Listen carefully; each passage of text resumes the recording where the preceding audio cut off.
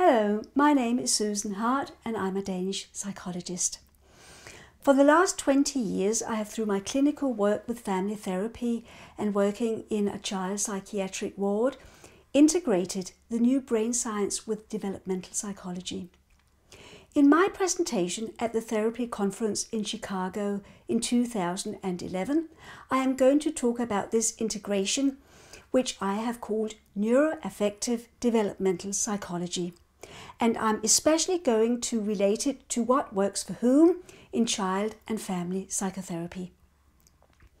The two most important discoveries in child development is how the affective brain is developed through arousal and affect regulation right from birth, and that development happens within the proximal zone of development. In most psychotherapy, we also seek to develop the child or client's affect regulation capacity through affect attunement and by creating activities where we succeed in synchronizing with the child's or adult's nervous system, which in the very end makes it possible to develop mentalization capacity. In the presentation, I am going to argue that no psychotherapeutic method works for anyone, and the point is to find out what works for whom. In the presentation, I am going to use Paul MacLean's model of the Triune Brain and relate it to child development. For instance, how the autonomic sensing brain is developed very early in life and regulated by the primary caregiver's capability to attune with the infant's immature nervous system through arousal regulation, imitation, and balancing the hedonic tone.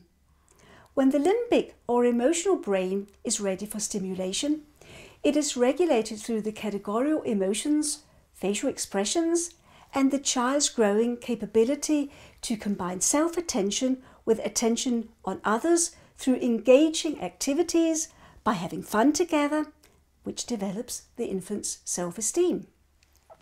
And later on, when the prefrontal cortex is ready, it is regulated by inhibition activities, control of need of gratification, and balancing between pleasure and reality. A little later, the child's mentalizing capacities are developed in a very slow process. Not much is known about emotional development compared to motor and cognitive development, but we must consider that the emotional development, just like motor and cognitive development, are developed in a discrete hierarchical order.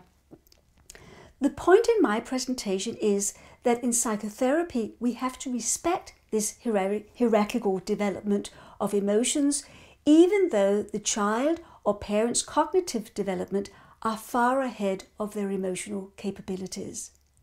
Psychotherapy is about developing or integrating emotional structures. Narrative psychotherapy addresses the prefrontal structures, which only has an effect if the child or parent have mentalizing capability.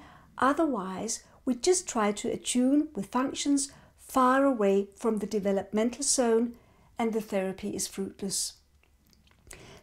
In my opinion, Theraplay is one of the few methods that work in the realm of integrating autonomic and limbic structures, so necessary for the possibility later on to develop mentalizing capacity.